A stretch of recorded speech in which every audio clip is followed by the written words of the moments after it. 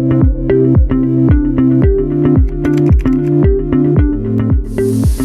teman-teman, di video ini kita bakal bahas tentang PPh Pasal 24, yaitu salah satu materi penting dalam mata kuliah perpajakan.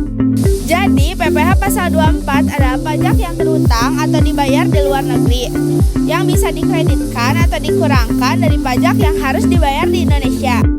Tujuannya simpel, yaitu untuk menghindari pajak berganda. Jadi, wajib pajak nggak perlu bayar pajak 2 kali untuk penghasilan yang sama, baik itu dalam negeri maupun di luar negeri. Jadi yang bisa dimanfaatkan dari PPh Pasal 24 ini adalah baik orang pribadi maupun orang pribadi yang berpenghasilan di luar negeri. Objek penghasilan dari luar negeri, contohnya seperti dividen dari perusahaan luar negeri, royalti dari luar negeri, penghasilan pokok dari luar negeri, dan laba penghasilan dari perusahaan luar. Intinya, selama dikenakan pajak di luar negeri, tetap bisa dikreditkan di Indonesia. Cara kerja PPh Pasal 24 itu menggunakan sistem kerja kredit pajak luar negeri.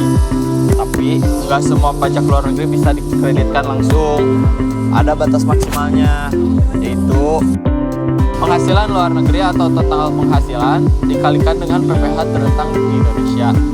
Jadi kita bandingkan antara pajak yang dibayar di luar negeri dengan batas maksimal tersebut. Kalau pajak luar negeri lebih kecil, maka bisa dikreditkan penuh. Tapi kalau misalnya pajak kreditnya lebih besar, maka bisa dikreditkan dengan batas maksimal tersebut. Contohnya gini, biar lebih kebayang. PT Maju Jaya, perusahaan Indonesia, punya dua penghasilan. Yang pertama dari Indonesia sebesar 800 juta, lalu dari luar negeri sebesar 200 juta. Jadi total penghasilannya adalah 1 miliar. Misalnya pajak yang dibayar di luar negeri sebesar 50 juta. Lalu misalnya PPh yang terhutang di Indonesia sebesar 220 juta. Nah, kita hitung batas maksimal kredit pajaknya. 200 juta dibagi 1 miliar dikali 220 juta. Kita dapat hasilnya yaitu sebesar 44 juta. Artinya pajak luar negeri sebesar 50 juta.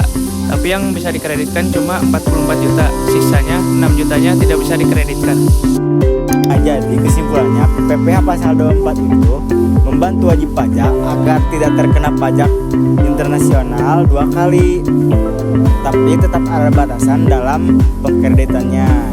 Berarti jadi harus tetap dihitung dengan benar. Nah, jadi pasal PPh 24 itu membantu wajib pajak agar lebih aware soal pajak internasional. Jadi bisa dapat mengelola wajib pajak secara efisien dan lebih baik lagi.